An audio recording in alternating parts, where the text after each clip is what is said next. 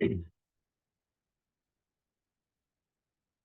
is there anyone who cannot see my screen?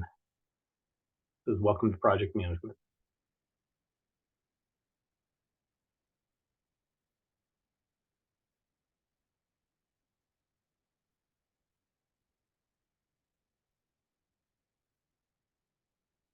Give just a little more time to let folks log in.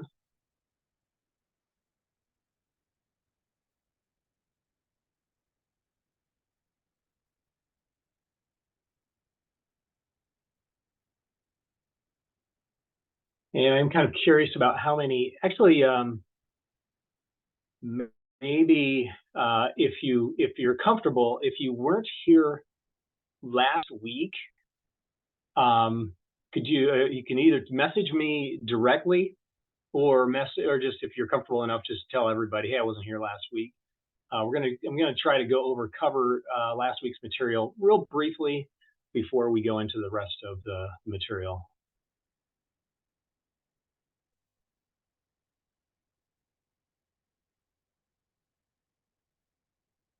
This is nice. Our university, one thing that I like about Ohio State, I used to coordinate reviews of academic programs, and I think I went through at least 80 of our academic units, departments out there, and just the variety for a university of this size is great, and that's something that the external review teams always said, is that all the professors should take advantage of the breadth of disciplines that Ohio State has to offer. Very few universities around the country actually have a college of veterinary medicine, a college of dentistry, a college of medicine, and a large arts and sciences college like we do. We're just very comprehensive. So it's always neat to see this as reflected in our graduate and professional students.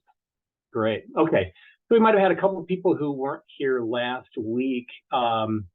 Crystal, I'll go ahead and get started, and then I guess as people come in, they'll catch up a little bit. So I'll start with introducing myself. I'm Jay Johnson, and right now I'm the Assistant Vice President for Institutional Research and Reporting within the Office of Institutional Research and Planning.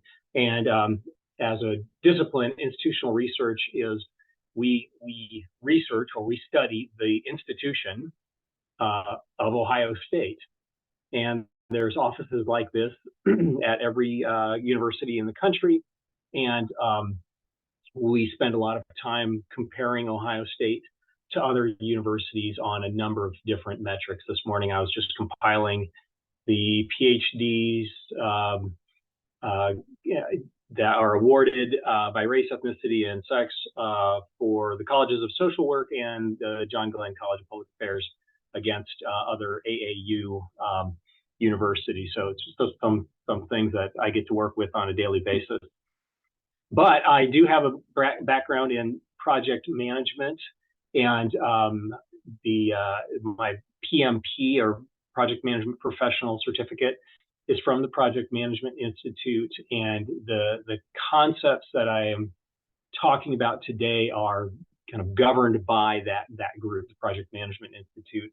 PMI is made up of practitioners from many different industries. It could be IT, it could be construction, it could be medical. And what they did was they kind of looked at the life cycle of all projects, what the kind of basics that they go through. And while some things may be a little bit different in practice, you see these common elements throughout all projects. And so we talked last week, we talked about the definition of a project, that it's something that's unique. It's not like an assembly line or an operation. It's unique, it's a coordinated effort, many different people working on it.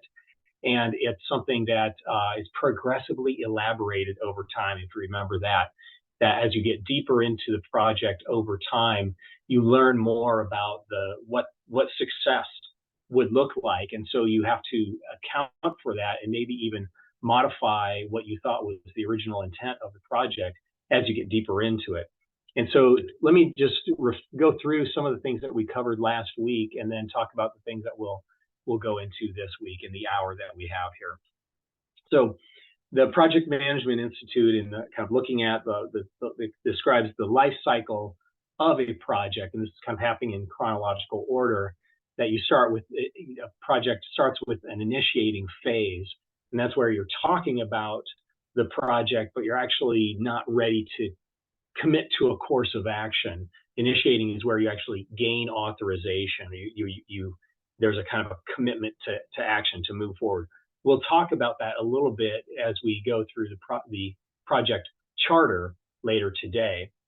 Once you have that project charter signed, you move from initiating into planning, where now you say, we're committing to doing something, but we're actually not entirely sure how we're going to do it yet. Then you talk about defining your objectives and refining those objectives, and then selecting what would be the best course of action for the resources that you have, the time frame that you have, the scope that's been set out by the project team and the sponsors and stakeholders.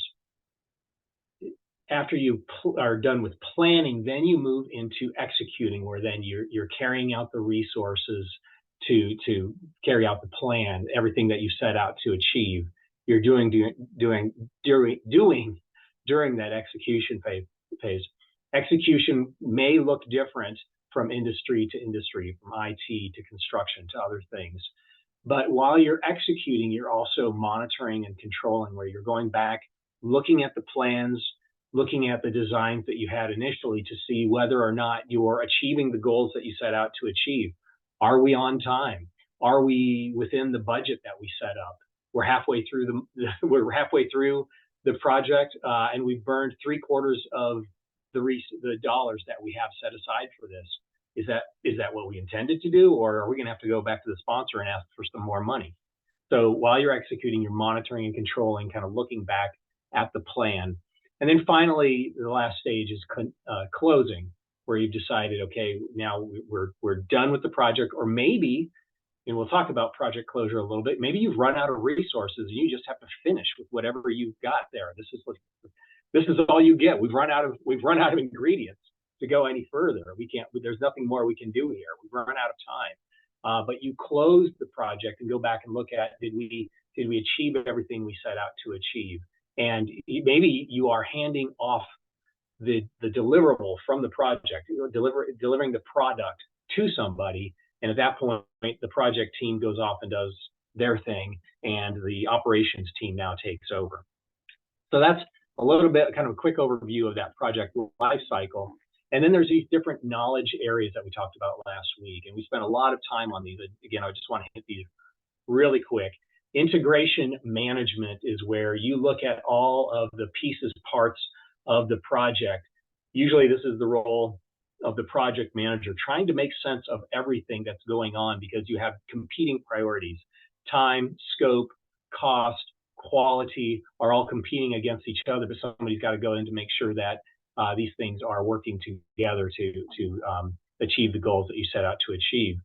Scope management is about kind of setting the boundaries around the project, making sure that you setting the objectives that you set out to achieve, defining what the workload is actually going to be, and then also defining what's not in the project. What are the project what's going to be excluded from the project? Again, during that initiation or even that planning phase, a lot of ideas are going to get floated out there. A lot of great ideas, but you may not have time to achieve them. So you need to say explicitly, the project is going to achieve these 3 things, but 4, 5, and 6 we talked about, and a couple of people seemed really excited about it. We're not going to do it. We cannot do it. We cannot afford to do it. We don't have the time to do it. Maybe we do that next year. And so that scope, you set the scope, you set the boundaries of the project. This is inside, we're doing it. This is outside, we're not doing it. Scope, we'll talk about scope. Scope is where you get burned in projects, scope creep and stuff like that. So I want to talk about that a little bit more today. Time management and cost management. These things are pretty easy to conceptualize. You only have a finite amount of time. You have a finite amount of financial resources, and you have to budget. You have to create estimates, and then kind of work towards not going over those estimates, and then readjusting either the time frame or the cost that the budget that you need to complete the project. Risk management, talking about what could possibly go wrong, and then how do you control those risks? we're going to talk about how you do. We're going to give some today. I'll give you a quick tool that can be used to help manage risk during the projects. Quality management is talking about both the quality aspects of the product, the deliverable itself, the end result, but then also the quality aspects of how you go about managing the project itself. And some disciplines, construction, IT, have, depending on the company that you're a part of, might have really rigorous project management principles that they adhere to, or process that they adhere to, and you have to manage your project according to the quality standards that somebody has set out. Maybe a project management office or some upper administration has said every project, maybe every research project, needs to follow these protocols. And so quality is an aspect of, or a knowledge area that's part of managing your projects. Communications is very closely tied to stakeholder management.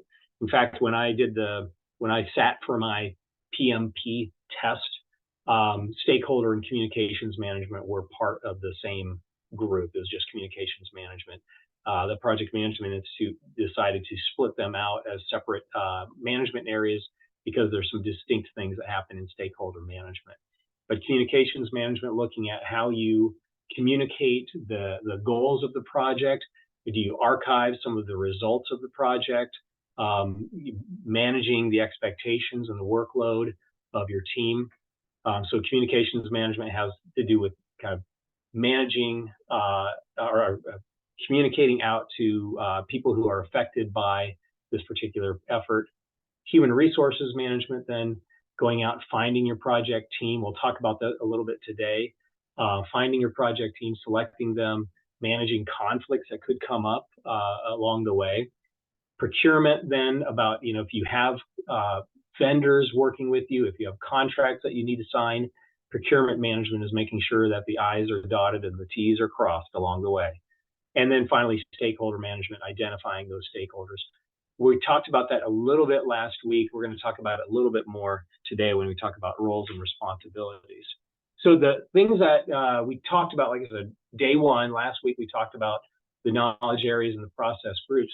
Today I want to talk about the roles and the responsibilities of the project team, but then also get into, after we leave that, spend the rest of the time talking about some of the tools that are available, and tools and templates that are available to you that will help you manage scope, that will help you manage integration management, that will help you manage communications, help you manage risk. And so we'll, and kind of depending on how much time we have allotted to us today, the next like 45 minutes, we'll see how far we get through some of these. And then I would like to end the day with a question to ask all of you, which is that I want you to kind of leave with and write down is, what did you learn from today, and what do you want to research on your own and learn more about? Because hopefully some of these principles will hit you and you'll say, this really sunk something that I worked on in the past, and I'd like to study this in more detail. So I'd like you to actually write that down at the end of the day. So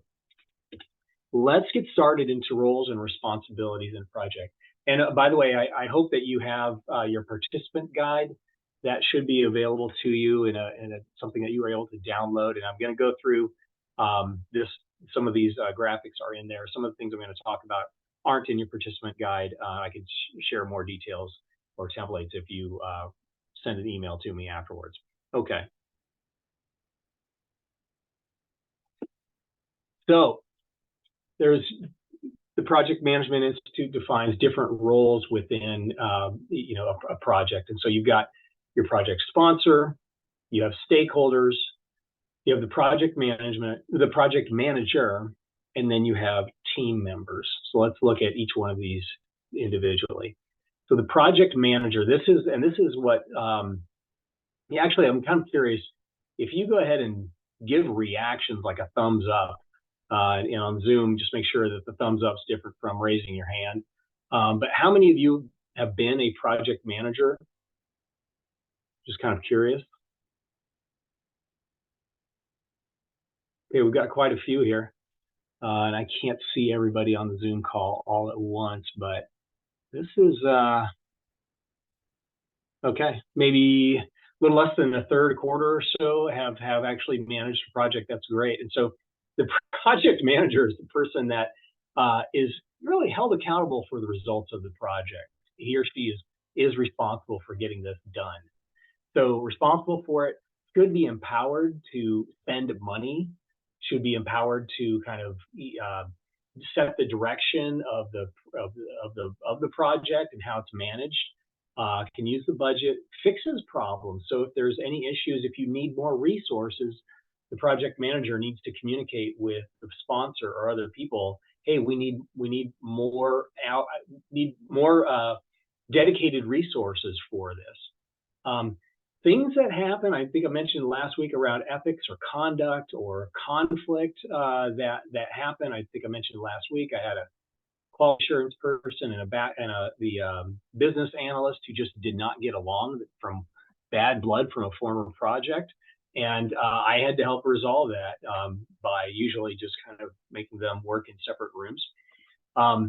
And then project manager is also responsible for managing stakeholder expectations along the way. So a lot of authority invested in the project manager. It can be a hard role. The other aspects of the project team that include the project team themselves. So these are the people who you bring onto the team. So if you're setting up some type of IT system that is going to handle human resources, then you may need not just IT people like a systems admin or DBA, but you might also need experts from the human resources office who understand what the system is supposed to do. That person doesn't have to be an IT expert, but he or she should understand the basics of how people are hired and what that looks like as it goes through the system, so that they can translate the requirements into something that the IT people can then put into code. So the project team is just made up of the people people with the needed expertise to help manage and move the project forward. Then you've got the sponsor and the stakeholders. Let me talk about the sponsor first. Again, another show of hands. How many of you are a GRA funded on a grant from the NSF, from the NIH, from the DoD, okay, great. I'm going to do a little search here on Zooms. We've got okay. So in that case, you're a GRA and you're being funded, and so you've got a sponsor. That could be the NSF, could be the NIH, could be the DoD, whoever it is. You've got a prime sponsor funding this. Maybe a pass-through, however it's financed, but some agency is sponsoring that.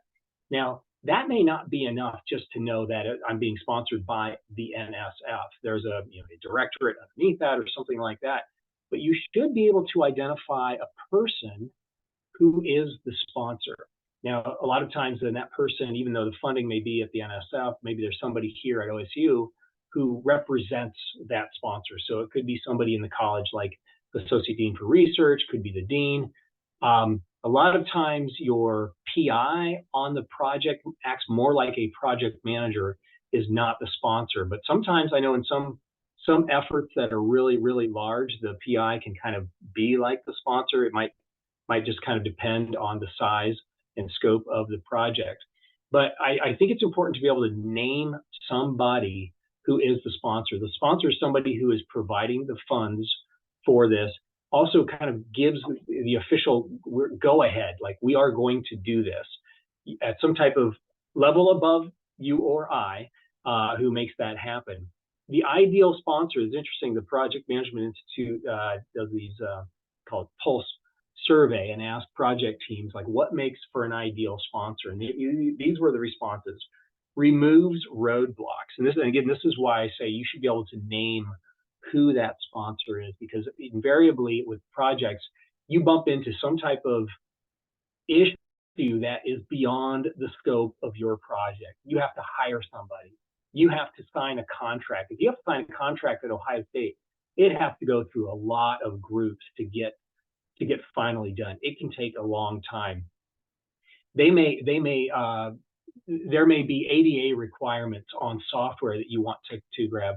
So you're going to be pushing against, and you're going to have issues that you may not be able to resolve, or your project team may not even be able to resolve, but you want your sponsor to go out there and say to another unit across campus, hey, my project's really important.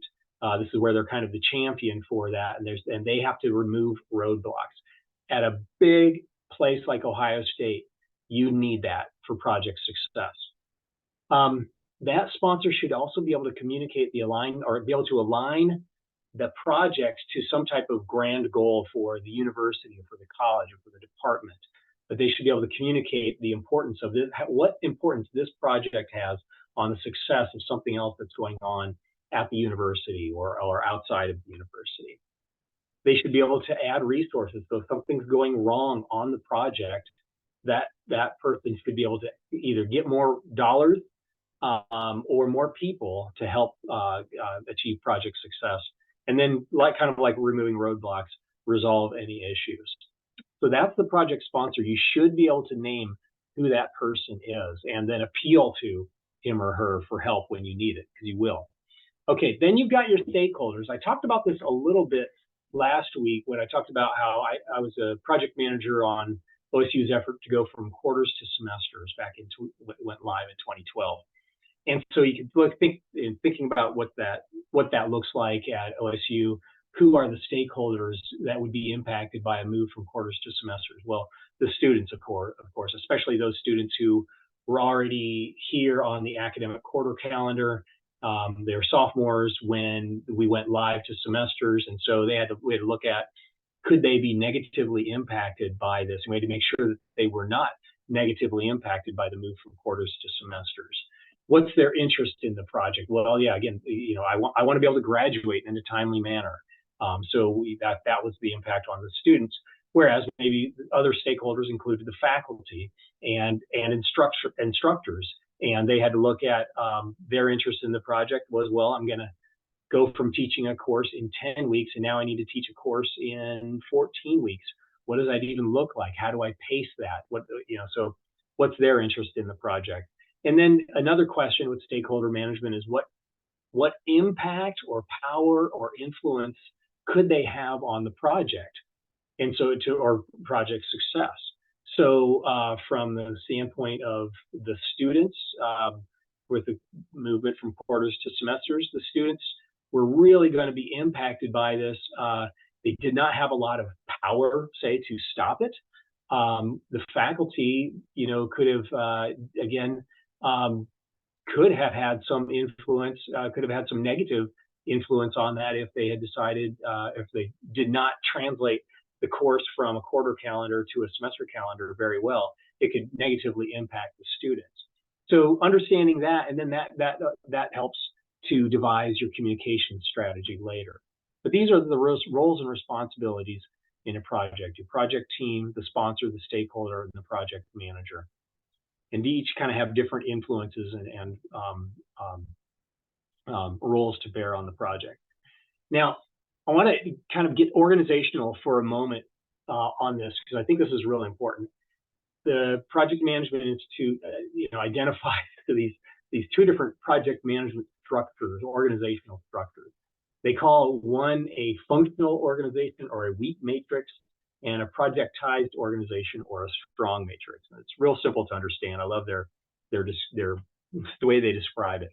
So let's look at that functional organization or the weak matrix. So in that space, you have like I was saying, like the example before, is we want to create a new human resources information system, and so we need to select a project manager. And what we're going to do is we're going to select somebody from the human resources office who has kind of a broad scope of understanding of how this is going to be how this is going to be implemented, who's going to be impacted, and kind of the big picture in mind. But then they're going to need people from a systems administrator. They're going to need a database administrator.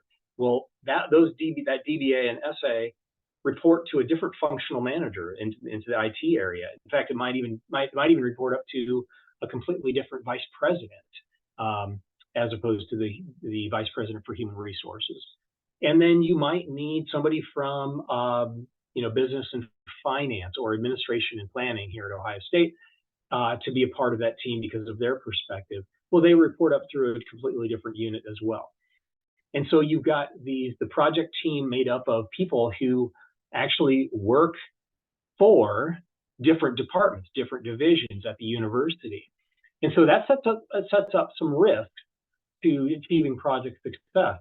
What if you're the project manager and you've got a deadline and this is a really important project for the success of the Office of Human Resources, but for the IT people, they're reporting to different people and they've got some other critical projects that they're working on or just some operations, and you can't get them to move. You can't get them to maybe you need a certain amount of their time in order to, maybe you need 50% of their time for the next 3 months in order for this project to succeed. Maybe you need 70% of their time for the next 2 years for the project to succeed. And so there's lots of different things where you have some risks where maybe the manager for the people on the IT shop, they're not as committed to the success of this project as you are in the Office of Human Resources. So that creates some risks. On the other hand, you've got the projectized organization or the strong matrix. And in this case, you have a project manager and everybody on the project team reports to him or her. And that's why they call it a strong matrix. And so the project success is dependent on people in the project team. The project manager really kind of calls the shots. The project manager in that case could say, you know what, this person really is not working hard enough, fast enough to achieve project success. I need to get somebody else on the team. Again, this is a strong matrix, projectized organization.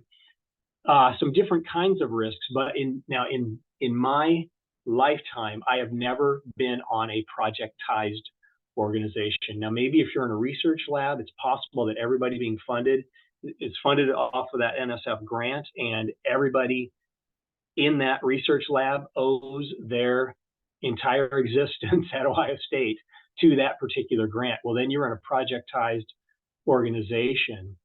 And so that makes it easier for the project manager to call the shots. But most projects, or all of the projects that I've been a part of, and I think most of the projects that happen in kind of public service and at universities are in this functional organization. So there's different ways. You would have to manage risks in different ways based off of the way your project is organized. Okay. Leaving roles and responsibilities for the last half of the day here until 1 o'clock, I'm going to spend some time talking about some tools and techniques that are some tools that are available to you to help manage projects, to help move things forward. If you recall that last week I talked about kind of why didn't you just kind of go and get it done? Or why do you stop and, slow down and use this kind of formalized project management methodology? Why would you want to do that? Well, one of the main things is that you have documents along the way that everybody agrees to. You have people actually sign to know that, hey, we all agreed this is the direction we're going. We're making it very explicit. And the big red line here between initiating and planning, where you gain authorization, is this project charter. And I think I did ask this, did your project, if you had worked on a project before, did it have a charter? And so for the people on this, and the people who have taken this workshop in the past, and the people who are on this today, those of you that reflected in blue, the majority of you did not have a project charter on the project that you worked on. One of the first, when I actually got formal project management training, the instructor just said, no charter, no project. Don't even begin to work on a project. And I'd say of any length, any duration, if it's dealing with people from other teams, other units, get a project charter. You want to make sure that everybody is working on the same page. It helps set the scope and set expectations. Again, if you have managers from different areas across the university or the agency, wherever you're working, they have different expectations about what project success is going to look like. A project charter also helps you gain authorization. So if you actually end the project charter where sponsors and stakeholders and a project manager signs a document, then they're all saying, I'm committed to this course of action. I'm going to go ahead and move and do this. It also helps to prevent rogue projects. Now, I don't know how many of you have a manager like this, but there's kind of, there's managers out there who have kind of a flavor of the week, flavor of the month. The problem that we're facing right now is we need to go do this. And they start moving in that direction. And then, something else happens over here and they're moving in this direction, and they never complete any of these initiatives out there. Now, I won't ask you to self-identify if you're one of those types of managers, or if you work for one. You don't have to say anything, or you can message me privately, but this happens. And a project charter, again, kind of making sure that it represents a commitment to a course of action. If you kind of get your manager for a moment to sit down, take a breath, say, sign this document. Now, I know this takes a lot of courage on your part, but if you can get them to actually sit down and say, here's what you've defined as the project. This is what it looks like at this point. Are you sure you want to go this direction? And get some other people to sign. That makes them commit to a course of action. And maybe they'll say, you know what? I really don't, it's going to take this amount of money. It's going to take this amount of time, this amount of resources. Maybe I'm not committed to this. Anyhow, it just helps us. I call it a gatekeeper. It's a go, no-go decision. If you don't have the charter, you don't really have the backing of your sponsor on this. All right. Enough about that aspect of the charter. What is in the charter? Now, and actually, this is something you can go out to, Google project charter template, and you'll get lots of different templates out there. They're going to have these major functions. It's going to ask you to describe the business case. So what's going on in your department, at the university, wherever you are, that there's some type of problem that you're trying to solve. A business case can be usually it's better if it's pretty quick, but it needs to describe the situation enough as to why we need to make some type of change here and what this looks like. A description of the deliverables. And by the way, the project charter is part of integration management, putting everything together in one kind of place. And you'll notice that there's aspects of the knowledge areas that are all in this project charter. So a description of the deliverables. So the deliverables are, what is it what are the products that will be delivered by the project team at the end of the project? So if it's an IT system, you've got the IT system itself that should go operational as of January 1st, 2024, or something like that. But then you also need to train your human resources, people who are going to use this. And so you could have two deliverables. You could have, or actually maybe three even. You could have the IT, the system itself. You could have a deliverable of the project manual, the manual of how to use the system. And then you could actually have a deliverable of training events. By you hire somebody, you have somebody who's an expert in this new system, who takes the new users through it and trains them on it. So you've got the system itself, the manual, and then a training event. Those are the three deliverables that will be delivered. Those are the products that will be delivered at the end of the project. Well, that's setting the scope. That's part of scope management right there. A high-level cost estimate. So we expect that we haven't gone into planning yet. We're still just kind of in the initiating here. Once we get the charter signed, then we move into planning. But at this point, from what we know, again, progressive elaboration, we don't know that much about this project, but we know enough that we think that we could do all this for less than $100,000. We could do this for less than $50,000. We could do this for less than $10,000. Whatever that high-level cost estimate is, you bring that in at that point. When you go through planning, then you're going to end up with something that's closer to a real estimate that's really well informed estimate of the cost. You identify or you assign the project manager to this project, to this effort. It's helpful to identify them then right up front. And usually if they're assigned in the charter, then they are there to help with the planning of the project and then the execution. Stakeholder identification, so part of stakeholder management. So just identifying who are the people that could be impacted by this, both positively and negatively. This quarter to semester conversion, the students, the faculty, the staff, the landlords. Identify who those stakeholders are and what's their stake in this particular effort. Identify some of the measurable objectives. So, as a result of this, we expect that in our new human resources system, that hiring somebody at the university will take less time.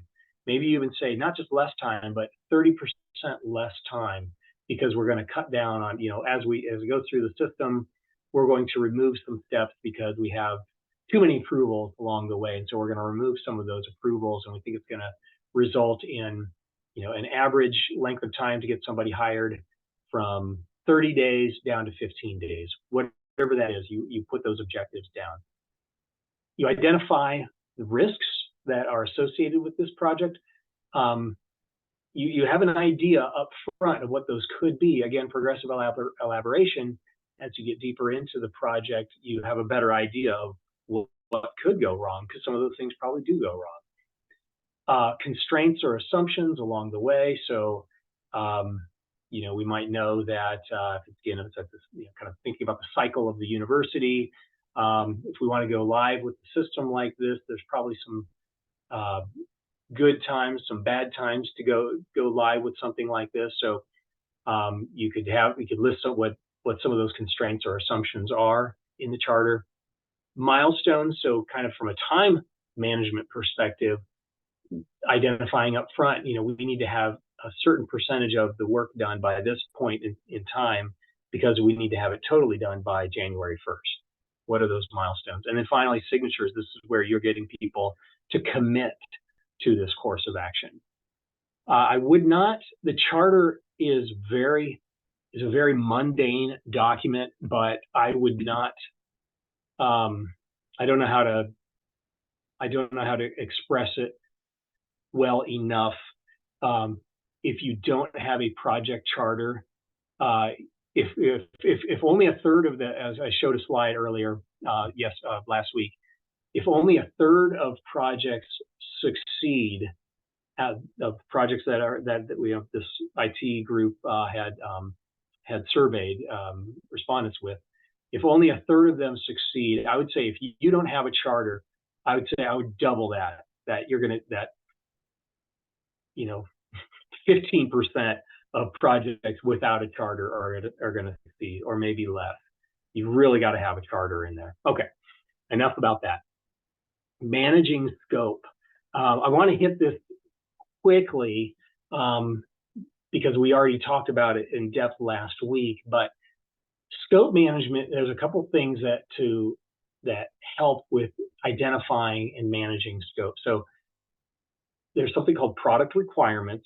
And if I get a thumbs up, not a hand raise, a thumbs up, if you have ever gathered requirements for some type of effort. And then I'll talk about the scope statement and then the work breakdown structure. Okay. Oh my, no requirements gathering. That's too bad. Okay.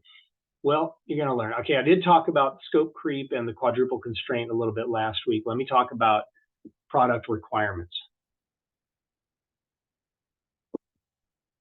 This is where you get an agreement from the users and the stakeholders about the functions of this product. So an IT human resources system that's going to be able to hire people.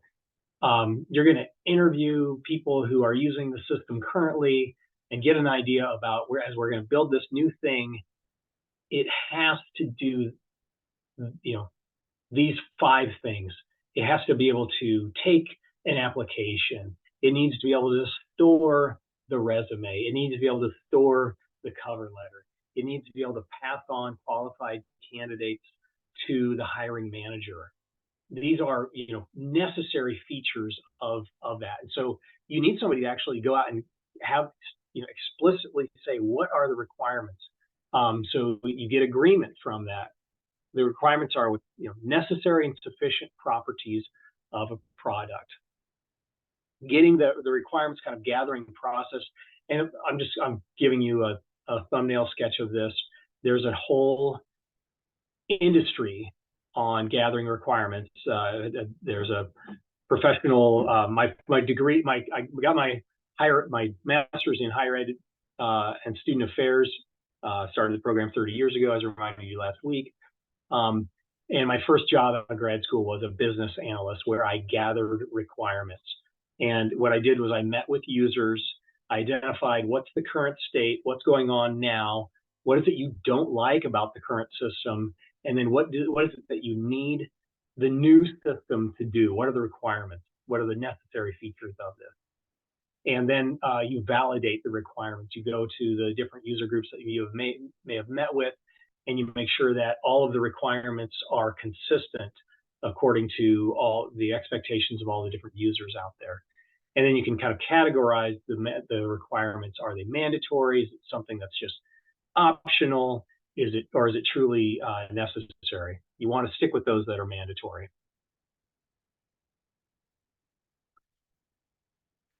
Scope management also has this kind of secondary document called a scope statement. I give you an idea of that project charter, spent some time talking about that. But if you think about progressive elaboration and the time it takes to actually get a project going, you get that charter signed where you have, this much about the project at this point. Then once the charter is signed, you have end the initiating portion of the project, and now you're moving to planning. During planning now, you write your scope statement.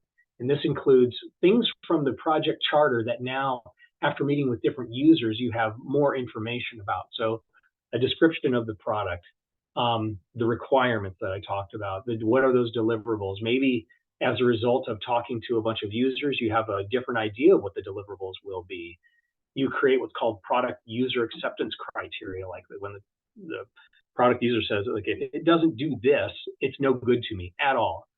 I will not use it. I cannot use it unless it has these three functions to it. Again, assumptions and constraints, risks are included in that scope statement. And then I talked about this last week and again today. In the scope statement, it's really explicit. We're going to do steps 1, 2, 3. Steps 4, 5, and 6 were discussed. They're not going to be done, and you're getting everybody to sign this so that it's really explicit what's not going to happen in this particular project. And then the scope statement ends with this work breakdown structure. And I think this is a really important thing to identify or I talk about. So I posed this question to you. Had you ever built a work breakdown structure? Most people have never even heard of a work breakdown structure unless you've been managing projects for a while. The work breakdown structure is actually fairly easy in concept. And what it is you take all of, they call them like a work package. So if you have the 3 deliverables that we identified for the new HR system, you've got the system itself, you've got the training manual, and you've got the training event, where you sit people in a room or on a Teams call and actually put them through the training event. Well, for each deliverable, you identify all of the steps, all of the tasks it will take to actually get that done. And so for each deliverable, so you have it kind of, you can even see how it's kind of coded, where deliverable 1.1, let's say that's the HR system. Deliverable 1.2 is the training manual, and deliverable 1.3 is the training event. So all of the steps it takes to create the new system. We need a database that it will be set upon. We need connections and integrations to different areas. We need a graphical user interface that's web enabled. all of that, then all of those steps to produce this final deliverable, those all get documented. You know when you're done, you kind of what they call like decompose all of the steps it takes to create or to make this deliverable. You know when you're done with this, we call it decomposition process, or that the work packages are small enough when they can be estimated for time and cost, and they can be assigned to a single person who's then held accountable for the results. So you know that Tyler is the one who is working on the new system, this aspect of the new system. Tyler can tell me that it's going to take him 20 hours to complete it and estimate it for time and cost. And then also that then I can hold Tyler accountable to those results to say, hey, Tyler, we budgeted 20 hours of your time at a salary of whatever it is. And, at the end of the project, you come back to me and you say, it took me 30 hours. Okay. Why did it take you 30 instead of 20 hours? These are conversations that you can have, but boiling things down to, or decomposing the whole effort down to these granular pieces, parts, all of these tasks, helps you to set a realistic estimate for how long each task is going to take. And then therefore you have a better idea of how long it's going to take for the entire project to happen. You really actually can't even have a good idea of the cost of the project without first breaking it down into this work breakdown structure. So just kind of some of the benefits of that work breakdown structure. Again, it's breaking everything down, helps to actually visualize the project. I don't know how a Gantt chart or not, but a Gantt chart, if this is the top of it, it looks like this. The Gantt chart actually looks like a work breakdown structure, but turned on its side, and then kind of a chronological order to it. It's the foundation for the schedule, a realistic schedule, and all the cost estimates. And then it helps to assign tasks. So it helps with human resources management for the project, because you say, Tyler's going to work on this, Megan's going to work on this, and when Megan's done working on this, Drew's going to work on this. So it helps you create the work breakdown structure, and then you can develop a realistic schedule and then assign people to those tasks. All right. Risk management. And sorry, I'm kind of going through these, giving you kind of thumbnail sketches of these, but these are things that you can look at on your own after the class, especially if you say that this will be really helpful for future projects. With managing risks, again, like understanding that it's its own kind of field, its own management area within managing the whole project effort. Having an idea of what are the things that could possibly go wrong. It's dealing with uncertainty and probability, but it's also helping to prevent something that could sink your project later on.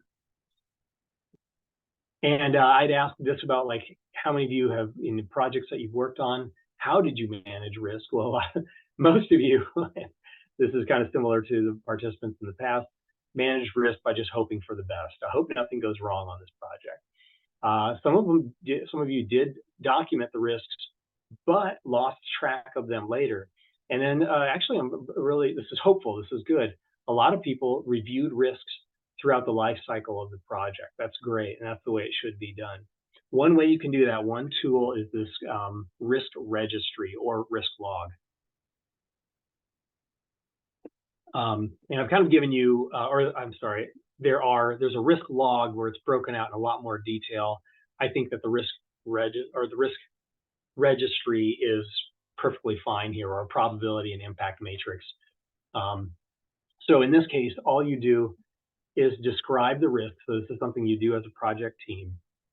Sit down one day, ask them in advance, what could possibly go wrong on this project during this effort? What's the impact that this would have on the project? And then what's the probability that this could actually happen?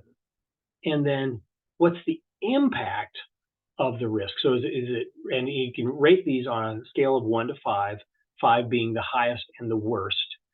And so the probability, if it's a 5 and the impact is a 5, it would be horrible. It would just totally devastate our project success.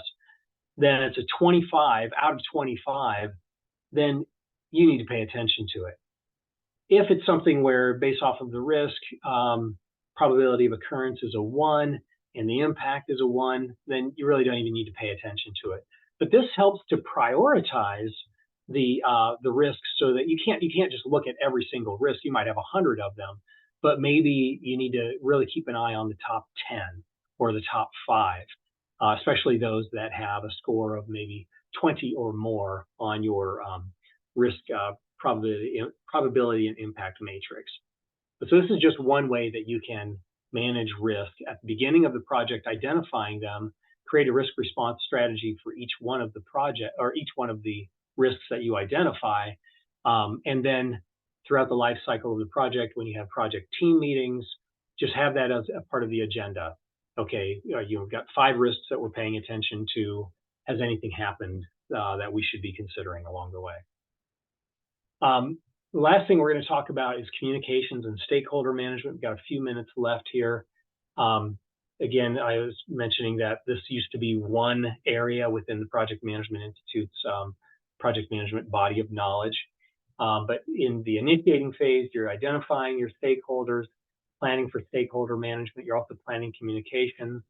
I already talked about the identifying your stakeholders and conducting this stakeholder management, stakeholder analysis, identifying them, what's their interest in the project, what impact and power and influence might they have on this. And then you can create a communications plan template. You can kind of proactively identify what it is and how often you want to communicate to different groups. So using that quarter to semester conversion project that I worked on in 2000, that went live in 2012, you can look at, like, for the students, well, how often do I need to communicate with the students, or how early do I need to communicate with the students? If a student is a junior and is on track to graduate before we go from quarters to semesters, he or she doesn't even need to know about this. It does not impact them at all. But for our freshmen starting, when we know that they are going to start on quarters and end on semesters, then we need to start talking to them early. We need to have their advisors talking to them about the course taking pattern that's coming their way soon. And so we set up a different communications plan for our students. Then it was different than what we did for our faculty, which we needed to start talking to them a lot earlier about. You don't just have to revise the courses that you teach, but you actually have to completely relook at your curriculum. And that's going to take a couple years to do, especially when you have multiple curriculums in a single department. So we had different kind of communications plans for each of our stakeholders. And so when we looked at our communications plan, it includes the audience, the objective of the message, the timing or the frequency that you're sending this out. How is it that you're going to accomplish this? Somebody had a great idea of, hey, students are really into Facebook. Let's create a quarter to semester Facebook page. Fortunately, our communications people in the Office of Student Life said, that's a really bad idea. Just send them an email. They'll read it. So anyhow, we didn't use Facebook to communicate the quarter to semester conversion. Who's going to send it? Do we have any feedback mechanisms? So that's a little bit more about the communications plan template. I actually prefer templates like this. Kind of helps me manage the efforts a lot easier, because that's communications management is kind of a weak area for me personally as a project manager. Another thing that you should consider is sending out status reports to keep your stakeholders informed and your sponsors engaged. So it's probably going to be a bi-weekly or maybe a monthly status update. What are some of the report about some of the problems, some of the progress that you've made, and so identifying that along the way. I'm going to skip over that. That's a template that you can grab from a lot of different places. And then the last thing I want to talk about is closing the project. So again, those phases of initiating, planning, executing, monitoring, and controlling, and then finally with project closure. This is where at the end of the project, you're not just collapsing in a heap. You want to make sure that, either if you've run out of time, you've run out of money, or somebody has just said, we just need to stop where we are, and maybe we just pick up the pieces and go forward with what we've accomplished so far. But you go back and look at the project plan, look at the charter, look at the scope statement. Why did we set out to do this in the first place? And ensure that the work has been completed. Sometimes we think we're done with the project, but there's actually a couple things that we set out to do, but it was 18 months ago and we can't even remember that. So go back, look at the charter to see if you actually accomplished everything. Formalize acceptance. This is where you kind of shake hands and you say, okay, maybe the project team hands this off to be delivered to the people who are going to be kind of the operations side, making sure that this moves forward. Release the resources then, so the project team is free to go work on other things. It's a really good idea to do a lessons learned, like, okay, we went through this, we're all going to continue to work here, we're going to work with each other. What could have been better? What worked well, and what didn't work well. I actually sat in on a lessons learned session. It was kind of an agile project management development methodology that was used, and they had a real honest. They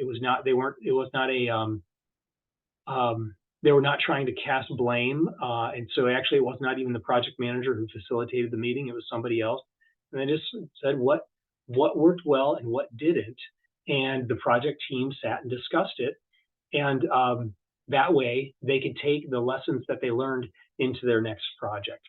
And then finally, you want to celebrate the successes that what we've delivered. This is great. We're super happy about this, and so celebrate that. You might actually have we did this with the strategic planning effort that we did, and we went to some bar in Grandview and had a couple drinks and dinner a couple weeks after the effort was done. So celebrate success.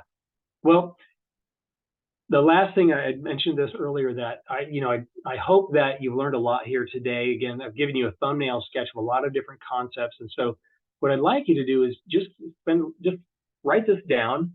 If you printed out your participant guide, or if you're taking notes, or if you have a to-do list, what was the most important thing you learned today, or maybe last week? And then I'd really like you to do this, is what topic would you like to learn more about? Schedule some time, maybe it's a half hour, maybe it's an hour, to this thing about risk management. I need to learn more about this. And I want to learn more about it in something that's kind of particular to my field, not just kind of theoretically and kind of just, agnostic to industry. I want to learn about it for lab safety, for instance, something like that. What topic would you like to learn more about? And write that down and schedule some time to investigate that. I think that's one way that you'll get the most out of this whole exercise. And I'll just say that I can be available. I was here a little bit longer last week to answer some questions that some people asked, so I'd be happy to stay on for another 15-20 minutes or however long it takes. But I just want to end with, you have my email address there, so I hope you've written that down. But I just want to note that, projects are typically, we say it's a success if it was on time or within budget, or it delivered on the functions that the project team or the users and the stakeholders and the sponsor wanted. That's true, but I'm thinking about the particular project where they had an estimate of $7.2 million and it came in at $102 million, or they thought it was going to take 4 years to accomplish and it took them 14 years.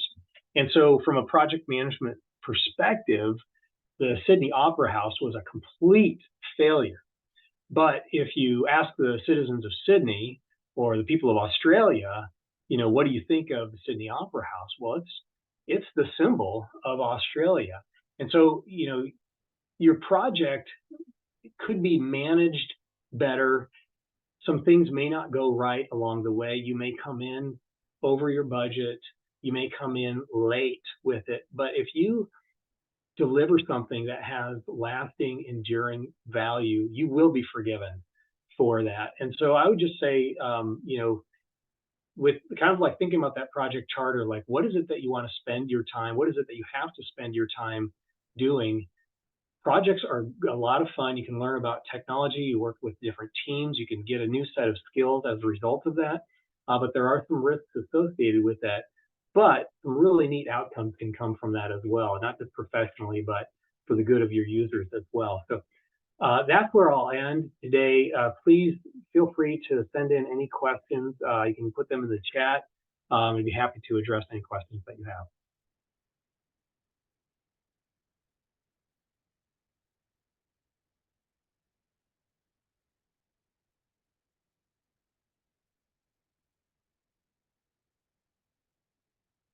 Thank you.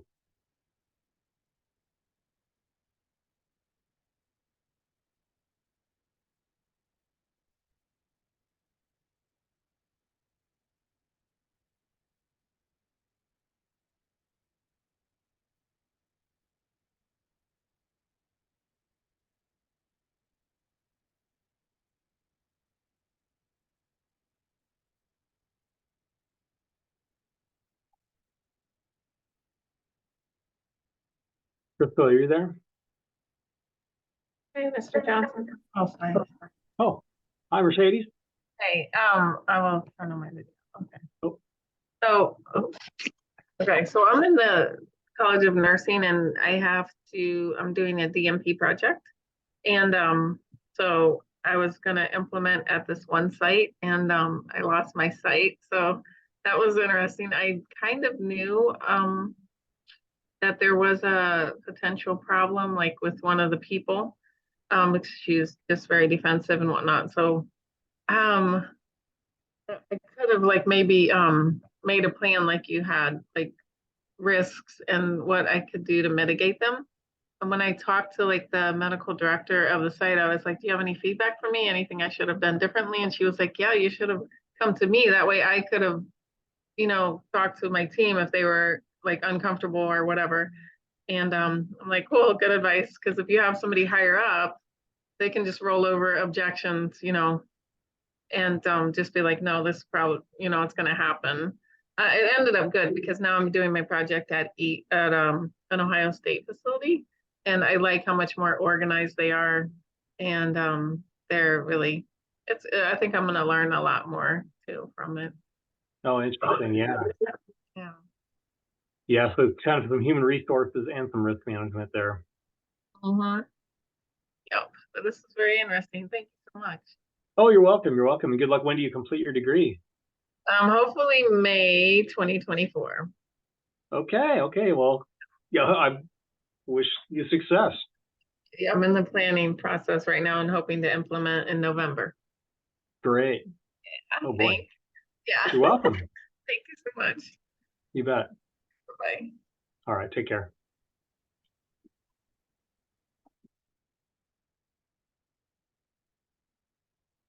All right. Well, Crystal, Winnie, are you there? All right. Well, appreciate you for the presentation. I'll share it out with everyone once I'm able to end it. Okay, great. Okay. Well, yeah, let me know if you have any feedback, and otherwise, this was fun. All right. Thank you. All right. Take care. All right. Bye. All right. Bye-bye.